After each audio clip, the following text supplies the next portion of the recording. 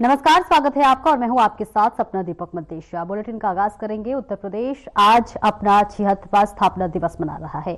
24 जनवरी 1980 को United province का नाम बदलकर उधर उत्तर प्रदेश किया गया था, जिसके बाद इस राज्य की एक नई पहचान दी। और इस मौके पर मुख्यमंत्री योगी आदित्यनाथ ने जनता को यूपी दिवस की बधाई दी है। सीएम योगी आदित्यनाथ ने सोशल मीडिया पोस्ट पर लिखा, रघुकुल नंदन प्रभु श्री राम एवं योगेश्वर श्री कृष्ण की पावन जन्मस्थली बाबा जी विश्वनाथ के आशीर्वाद से जो है अभी संचित सृजन संस्कृति संस्कार से शौर्य की गौरवशाली धरा उत्तर प्रदेश के 76वें स्थापना दिवस की प्रदेशवासियों को बहुत बहुत बधाई और इसी के साथ साथ शुभकामनाएं भी योगी आदित्यनाथ देते हुए नजर आ रहे हैं। और इसी के साथ साथ ये तस्वीरें हम आपको दिखा रहे हैं जहां पर सोशल मीडिया पर योगी आदित्यनाथ ने जो है उत्तर प्रदेश दिवस के लिए शुभकामनाएं अर्पित की है और श्रद्धा सुमन उन्होंने अर्पित किया। आपको बता दें, उत्तर प्रदेश बने हुए 76 वर्ष अब पूरा हो चुका है और ऐसे में सभी को योगी आदित्यनाथ ने उत्तर प्रदेश दिवस पर बहुत बहुत बधाई और शुभकामनाएं दी है। और उत्तर प्रदेश की क्या खासियत है, इसके बारे में भी सूबे के मुखिया बताते हुए नजर आए। प्रधानमंत्री नरेंद्र मोदी के मार्गदर्शन पर नए भारत को जो है ग्रीन इंजन तथा उत्तर प्रदेश विकास, सुरक्षा और सुशासन के नित नए मापदंड स्थापित कर इसी के साथ उन्होंने तमाम बातों का जिक्र किया और लिखा कि आइए हम सब मिलकर उत्तर प्रदेश के विकसित आत्मनिर्भर प्रदेश बनाने हेतु संकल्पित हो।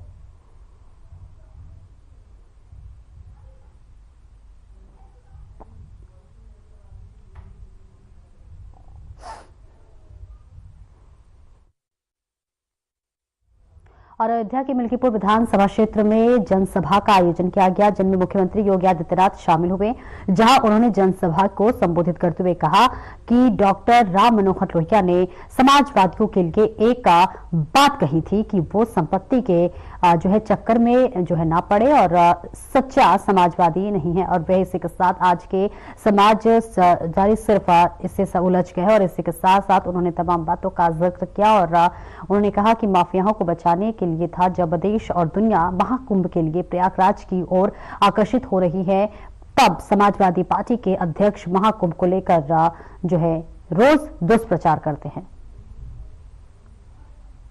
आज मुझे एक बार फिर से अयोध्या जनपद की इस मिल्कीपुर विधानसभा में आपके बीच में आने का सौभाग्य प्राप्त हो रहा है और आपके उत्साह को देख करके, आपके उमंग को देख करके मुझे प्रयागराज का महाकुंभ याद आ रहा है। मैं परसों ही हमारी पूरी कैबिनेट, सभी मंत्रीगण प्रयागराज में मां गंगा, मां यमुना और मां सरस्वती के पावन त्रिवेणी के संगम पर हम लोगों ने डुबकी लगा करके पुण्य के हम भागीदार बने। बहनों और भाइयों, कितना आनंद आ रहा था और कितने हम सौभाग्यशाली हैं, बिना भेदभाव के, बिना किसी बाधा के हमारे प्रदेश उत्तर प्रदेश में इस सदी की 144 वर्षों के बाद इतना पावन क्षण हमारे सामने आया कि हमें प्रयागराज के महाकुंभ में स्नान करने का सौभाग्य प्राप्त होकर के देश और दुनिया से आने वाले श्रद्धालुओं को उनकी सेवा करने का सौभाग्य प्राप्त हो रहा है। आप याद करिए, पिछले 10 दिन के अंदर, पिछले 10 दिन में प्रयागराज में 10 करोड़ श्रद्धालुओं ने पावन त्रिवेणी के संगम में स्नान किया। 10 करोड़ लोगों ने।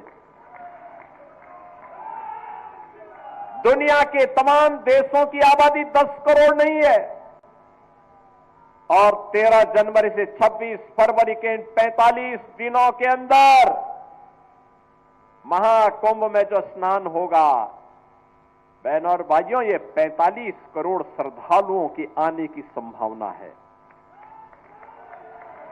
45 करोड़ आबादी दुनिया में केवल 2 देशों की है 45 करोड़ से ज्यादा, एक भारत की है और दूसरा चीन की है। बाकी दुनिया के जितने भी देश हैं, लगभग 200 देश हैं, उन 200 देशों की आबादी 45 से 40 करोड़ से कम ही है।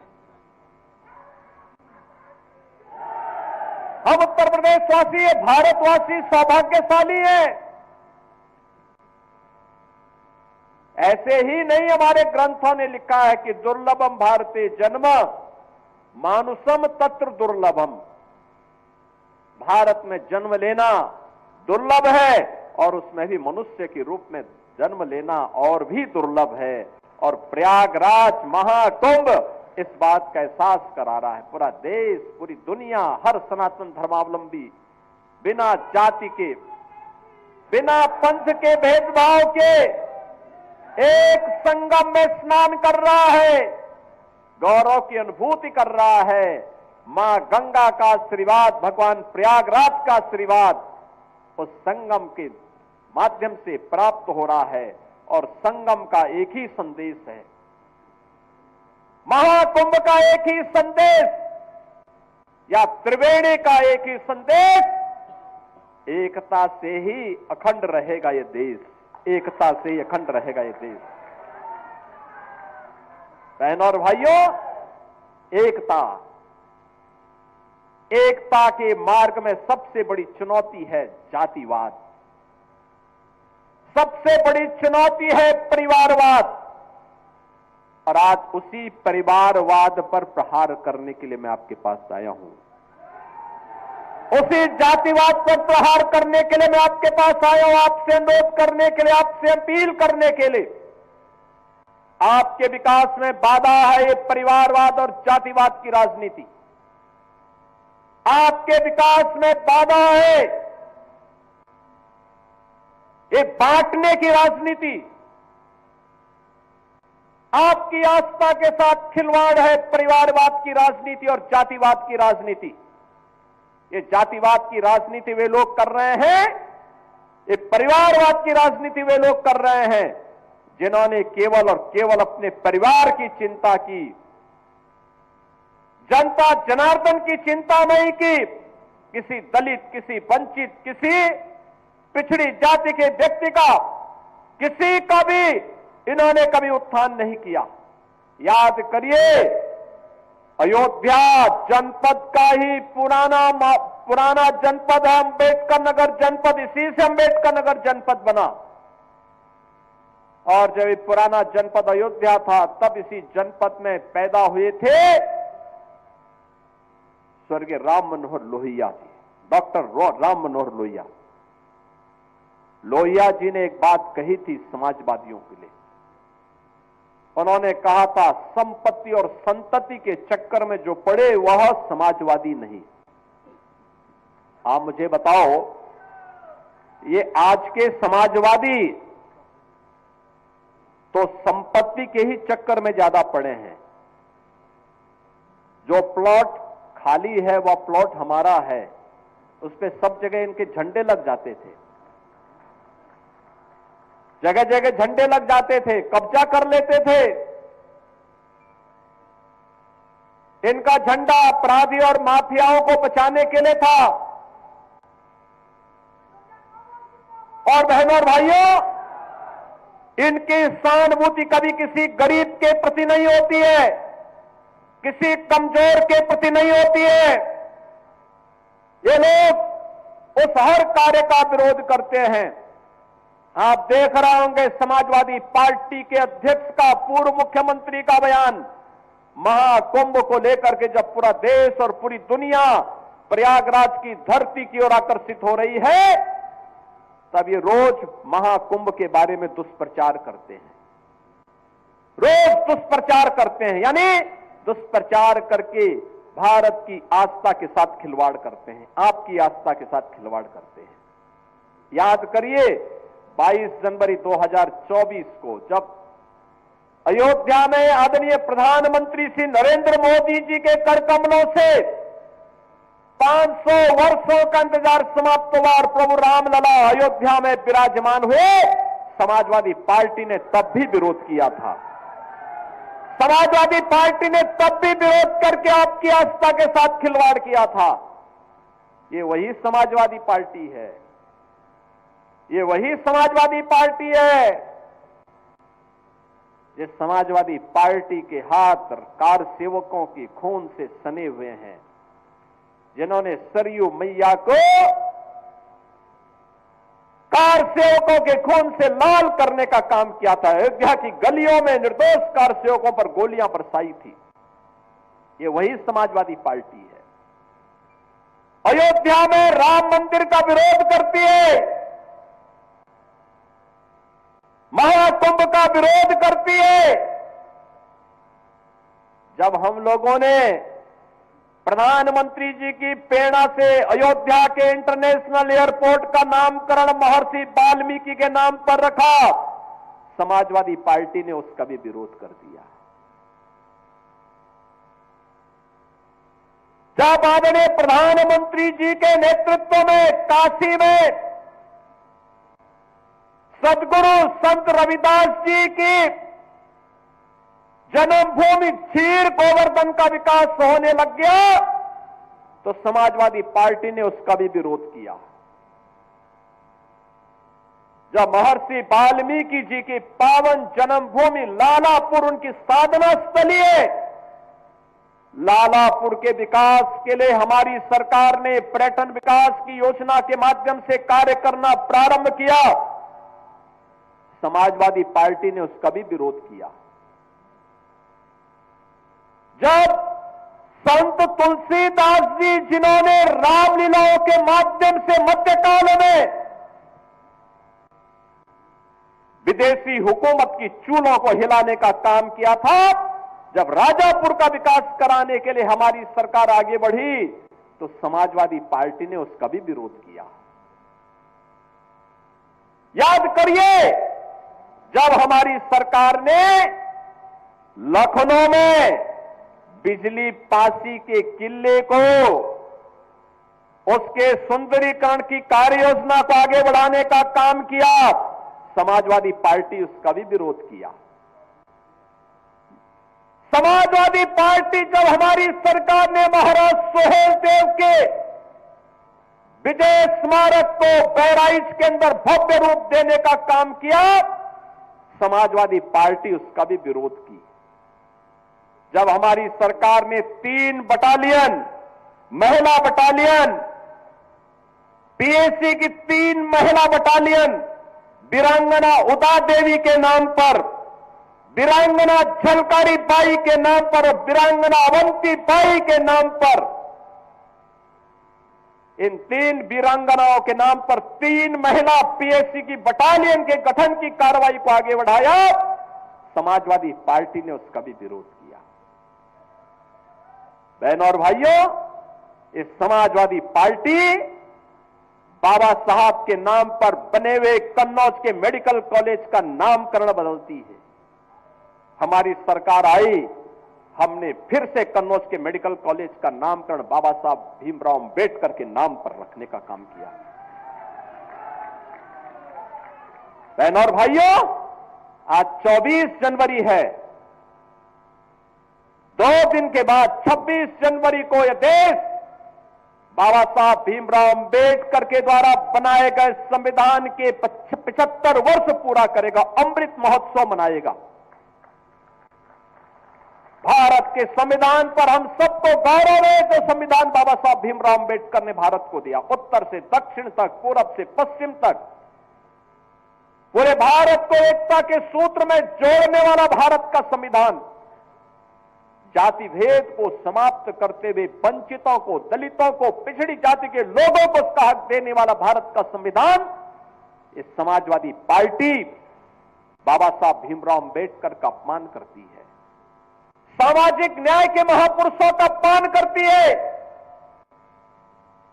ये समाजवादी पार्टी अयोध्या में राम मंदिर का विरोध करती है, काशी में काशी विश्वनाथ धाम का विरोध करती है, संत रविदास जी की पावन जन्मभूमि के सुंदरीकरण कार्य का विरोध करती है। और वहीं महाकुंभ मेले में आने वाले श्रद्धालुओं के लिए पर्यटन विभाग की ओर से 24 से 26 जनवरी तक ड्रोन शो का आयोजन किया जा रहा है। ये शो आधुनिक तकनीक और भारतीय संस्कृति का संगम प्रस्तुत करेगा।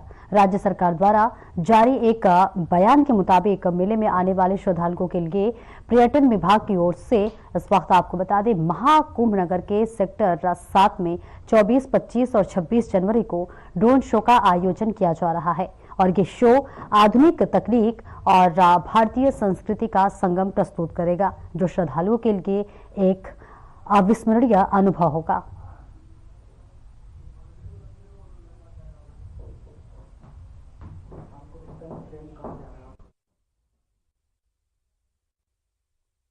और खबर लखनऊ से है, जहां पर पर्यटन मंत्री लोक भवन में प्रेस प्रतिनिधियों को जो है आयोजन की महत्ता और इसी के साथ साथ जो है विभिन्न कार्यक्रमों की से संबंधित जानकारी दी गई और इसी के साथ साथ आपको बता दें कि गतिविधियों की भी जानकारी दे रहे हैं। उन्होंने बताया कि इस अवसर पर अवध शिल्प ग्राम शहीद पथ लखनऊ में आयोजित कार्यक्रम में महामहिम उपराष्ट्रपति जगदीप धनखड़ जी, राज्यपाल आनंदीबेन पटेल तथा सीएम योगी आदित्यनाथ प्रदेश वासियों को आशीर्वाद देंगे। साथ ही उन्होंने कहा कि इसके अलावा महाकुंभ प्रयागराज, नोएडा, शिल्पग्राम, गौतम बुद्ध नगर में भी भव्य कार्यक्रम आयोजित किए जाएंगे, जिसकी थीम इस बार विकास व विरासत प्रगति पथ पर उत्तर प्रदेश रखी गई है।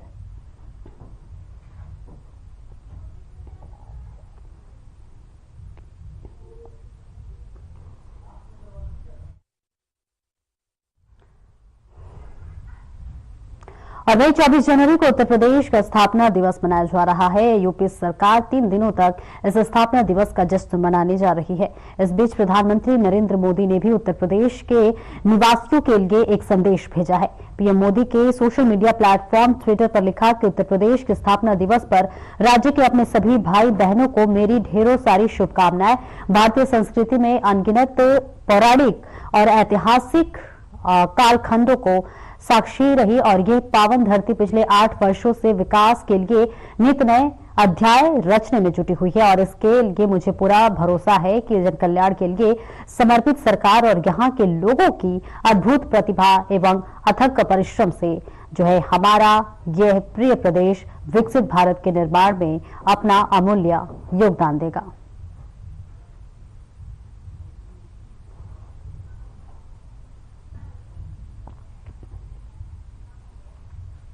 और आंध्र प्रदेश के विशाखापट्टनम में विकास कार्यों के शुभारंभ पर पीएम मोदी का संबोधन। इस दौरान पीएम मोदी ने क्या कुछ कहा, आइए आपको सुनवाते हैं। भारत माता की, भारत माता की, भारत माता की। आंध्र प्रदेश के राज्यपाल सैयद अब्दुल नजीर जी, यहाँ के लोकप्रिय मुख्यमंत्री मेरे मित्र श्रीमान चंद्रबाबू नायडू जी, नेता अभिनेता डिप्टी सीएम पवन कल्याण जी, केंद्र सरकार में मेरे सहयोगी मंत्रीगण, राज्य सरकार के मंत्रीगण, सभी सांसद और अन्य विधायकगण, अन्य गणमान्य नागरिकगण, भाई और बहनों, आंध्र प्रजला प्रेमा मरियू अभिमानानकी నా కృతజ్ఞతలు, నా అభిమానాన్ని చూపినచే అవకాశం ఇప్పుడు లభించింది। मैं सबसे पहले सिमाचलम वरालक्ष्मी नरसिम्हा स्वामी को प्रणाम करता हूं। साथियों, आप सबके आशीर्वाद से 60 साल के अंतराल के बाद देश में तीसरी बार एक सरकार चुनी गई और सरकार बनने के बाद एक प्रकार से विधिवत रूप से मेरा ये पहला कार्यक्रम है और जो शानदार स्वागत सम्मान आपने किया, रास्ते भर जिस प्रकार से लोग आशीर्वाद दे रहे थे और आज चंद्रबाबू ने अपने भाषण में सारे सिक्सर लगा दिए हैं। उनके एक एक शब्द के स्पिरिट को, उनकी भावना को मैं आदर करता हूं और मैं आंध्रवासियों से, देशवासियों से विश्वास दिलाता हूं कि जो भावना आज चंद्रबाबू प्रकट कर रहे थे, हम सब मिलकर के उन लक्ष्यों को अवश्य पार करेंगे। साथियों, हमारा आंध्र प्रदेश संभावनाओं का और अवसरों का, पॉसिबिलिटीज और अपॉर्चुनिटीज का राज्य है। जब आंध्र की ये पॉसिबिलिटीज साकार होगी तो आंध्र भी विकसित बनेगा और तभी भारत भी विकसित राष्ट्र बनेगा। इसलिए आंध्र का विकास ये हमारा विजन है। आंध्र के लोगों की सेवा ये हमारा संकल्प है। आंध्र प्रदेश ने 2047 तक राज्य को करीब करीब $2.5 ट्रिलियन की इकोनॉमी बनाने का लक्ष्य रखा है। इस विजन को साकार करने के लिए चंद्रबाबू गारू की सरकार ने स्वर्ण आंध्र एट 2047 की पहल की है। इसमें केंद्र की एनडीए सरकार भी आंध्र प्रदेश के हर लक्ष्य के साथ कंधे से कंधा मिलाकर चल रही है। इसलिए केंद्र सरकार लाखों करोड़ की योजनाओं में आंध्र को विशेष प्राथमिकता दे रही है।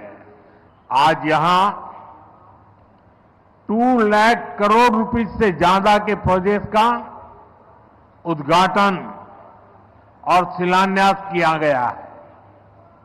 ये प्रोजेक्ट्स आंध्र प्रदेश को विकास को नई ऊंचाई देंगे। मैं इन डेवलपमेंट प्रोजेक्ट के लिए आंध्र प्रदेश समेत पूरे देश को बधाई देता हूं। साथियों, आंध्र प्रदेश अपने इनोवेटिव नेचर के कारण आईटी और टेक्नोलॉजी का इतना बड़ा हब है। अब समय है आंध्र नई फ्यूचरिस्टिक टेक्नोलॉजीज का सेंटर बने। जो टेक्नोलॉजीज अभी डेवलप ही हो रही है, हम अभी से उनमें लीड लें। आज ग्रीन हाइड्रोजन का इस्तेमाल ये ऐसा ही उभरता हुआ क्षेत्र है। देश ने 2023 में नेशनल ग्रीन हाइड्रोजन मिशन की शुरुआत की थी। हमारा लक्ष्य है 2030 तक 5 million metric tons green hydrogen का प्रोडक्शन। इसके लिए शुरुआती चरण में 2 ग्रीन हाइड्रोजन हब स्थापित होंगे, जिनमें से एक हमारा विशाखापट्टनम है। भविष्य में विशाखापट्टनम दुनिया के उन गिने चुने शहरों में होगा जहां इतने बड़े स्केल पर ग्रीन हाइड्रोजन प्रोडक्शन की फैसिलिटी होगी। इस ग्रीन हाइड्रोजन हब से अनेक जॉब अपॉर्चुनिटीज तैयार होगी। साथ ही आंध्र प्रदेश में मैन्युफैक्चरिंग इकोसिस्टम भी डेवलप होगा। साथियों, आज मुझे नक्कापल्ली में बल्क ड्रग पार्क प्रोजेक्ट का शिलान्यास करने का अवसर भी मिला है। आंध्र प्रदेश देश के उन 3 राज्यों में से एक है जहां इस तरह के पार्क की स्थापना की जा रही है। इस पार्क में मैन्युफैक्चरिंग और रिसर्च के लिए बेहतरीन इंफ्रास्ट्रक्चर तैयार किया जाएगा। इससे इन्वेस्टर्स का उत्साह बढ़ेगा और यहां की फार्मा कंपनियों को फायदा होगा। साथियों, हमारी सरकार अर्बनाइजेशन को एक अपॉर्चुनिटी के रूप में देखती है और हम आंध्र को न्यू एज अर्बनाइजेशन का एक उदाहरण बनाना चाहते हैं।